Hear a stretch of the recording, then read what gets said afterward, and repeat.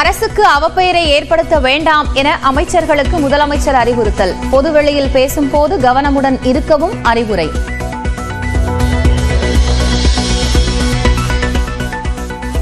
வக்ஃப் விவகாரத்தில் புதிய சட்டப்படி எந்த நடவடிக்கையும் மேற்கொள்ளக்கூடாது. சட்ட திருத்தத்திற்கு எதிரான வழக்கில் உச்சநீதிமன்றம் இடைக்கால உத்தரவு. வக்ஃப் திருத்த சட்டத்திற்கு உச்சநீதிமன்றம் இடைக்கால தடை விதித்துள்ளதற்கு முதலமைச்சர் மு க ஸ்டாலின் வரவேற்பு. சிறுபான்மையினருக்கு அரசமைப்பு வழங்கியுள்ள உரிமைகளை பாதுகாப்பதில் திமுக உறுதியாக இருக்கும் என எக்ஸ் பக்கத்தில் பதிவு.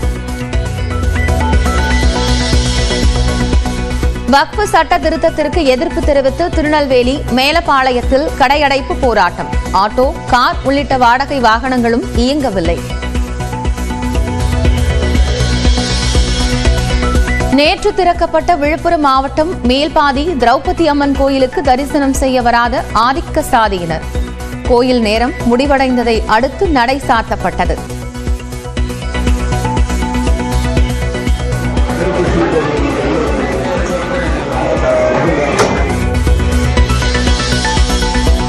மே 1 முதல் ஃபாஸ்டேகிற்கு பதிலாக GPS முறையில் சுங்க கட்டணம் வசூல்.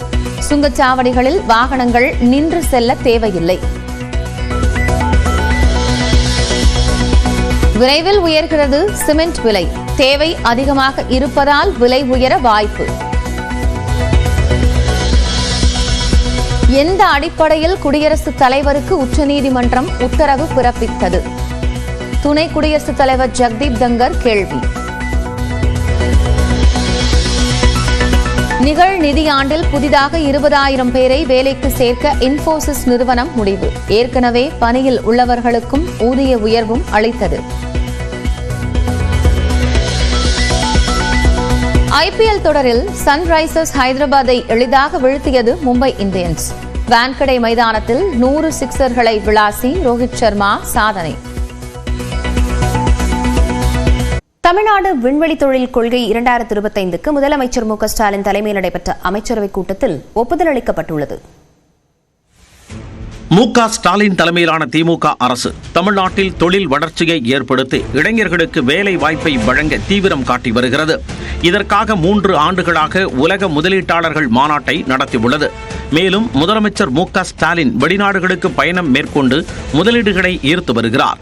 இந்த நிலையில் நேற்று சென்னையில் முதலமைச்சர் மு க ஸ்டாலின் தலைமையில் நடைபெற்ற அமைச்சரவைக் கூட்டத்தில் தமிழ்நாடு விண்வெளி தொழில் கொள்கை 2025ற்கு ஒப்புதல் அளிக்கப்பட்டது.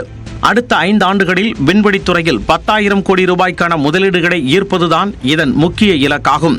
குறைந்தபட்சம் 10,000 நபர்களுக்கு வேலை வாய்ப்பு உருவாக்கப்படுவதோடு விண்வெளித்துறைக்கு தகுதியான திறமை வாய்ந்த ஆட்களை தயார்படுத்துவதும் இந்த கொள்கையின் முக்கியத்துவமாகும். தமிழகத்தில் ஒரு புதிய செக்டர்ல, ஸ்பேஸ் செக்டர்ல ஒரு பொன்னான நாள் என்றுதான் நாம் இன்று இதை சொல்ல வேண்டும். தமிழ்நாடு ஸ்பேஸ் பாலிசி வெளியிடப்பட்ட நாள். இளம் தலைமுறையினருக்கு ஸ்பேஸ் டெக்ல space age companies, space tech கம்பெனிஸை உருவாக்கக்கூடிய அந்த இளம் தலைமுறையினருக்கு இது மிகப்பெரிய ஒரு அறிவிப்பாக இருக்கும். உலக அளவில் இருக்கும் பல தொழில் முனைவோரும் இனி நிச்சயமாக தமிழகத்தை நோக்கி வருவார்கள். குறிப்பாக குலசேகரப்பட்டினம் போன்ற நமது தென் தமிழகத்தில் இருக்கும் சில பகுதிகளுக்கு இது மிகப்பெரிய ஒரு வரப்பிரசாதமாக இருக்கும். இதுல குறிப்பா பாத்தீங்கன்னா இதுல வர வேலைவாய்ப்புகள் எல்லாம் சாதாரண வேலைவாய்ப்புகள் இல்லை, ரொம்ப ஹை எண்ட் வேலைவாய்ப்புகள். எனவே அதனாலதான் இந்த பாலிசி ரொம்ப இம்பார்ட்டன்ட் சொல்றேன்.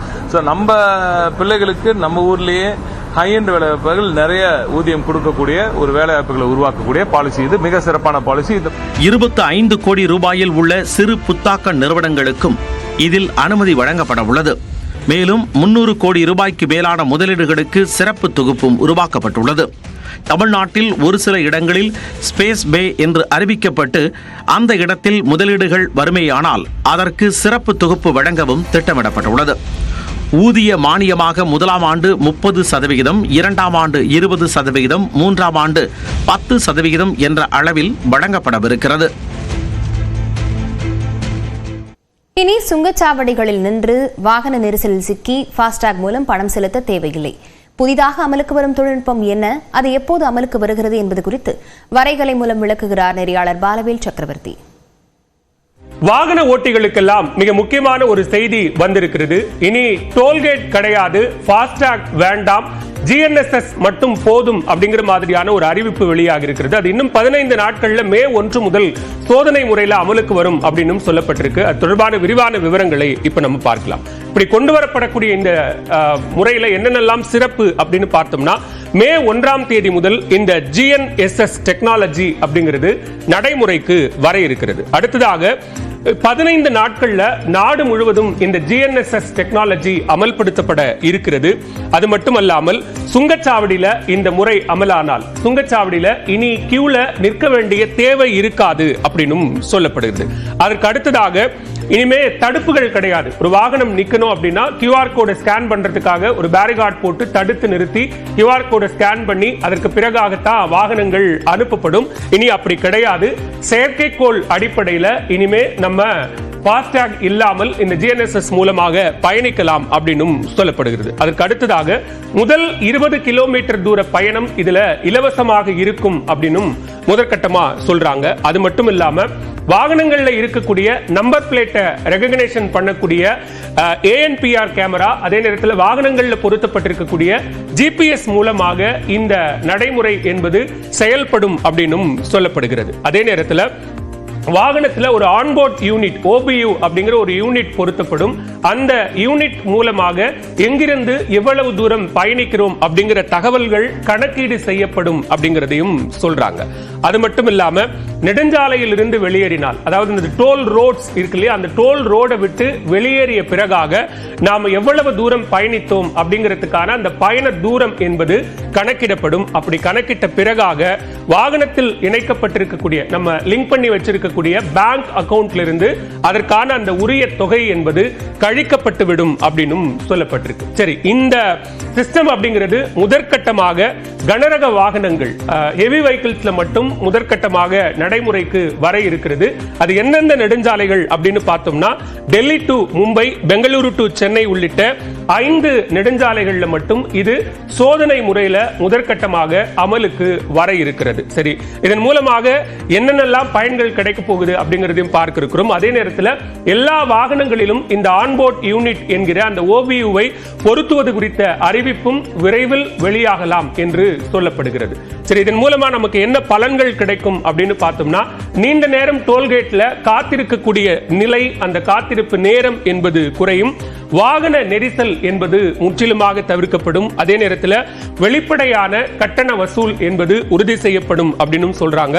அது மட்டும் இல்லாம பயணித்த தொலைவு, எவ்வளவு தூரம் நம்ம டிராவல் பண்ணிருக்கோமோ அந்த தொலைவுக்கு மட்டும்தான் அந்த கட்டணம் எடுத்துக்கொள்ளப்படும். அதே நேரத்தில் எரிபொருள் மிச்சமாவதன் காரணமாக, நீண்ட நேரம் அந்த டோல்கேட்ல நிக்காம எரிபொருள் மிச்சமாவதன் காரணமாக சுற்றுச்சூழல் பாதிப்பை தவிர்க்கலாம் என்றும் சொல்லப்படுகிறது. சோ இந்த டோல்கேட் இல்லாத குளோபல் நேவிகேஷன் சேட்டலைட் சிஸ்டம் என்று சொல்லப்படக்கூடிய இந்த GNSS சிஸ்டம் மே 1ஆம் தேதி முதல் சோதனை முறையில் அமலுக்கு வர இருக்கிறது. ஒருவேளை அந்த சோதனை முறை வெற்றி பெற்றால் அனைத்து வாகனங்களுக்கும் இது மாதிரியான ஒரு செயல்பாடு நடைமுறைக்கு வரும் என்று எதிர்பார்க்கலாம்.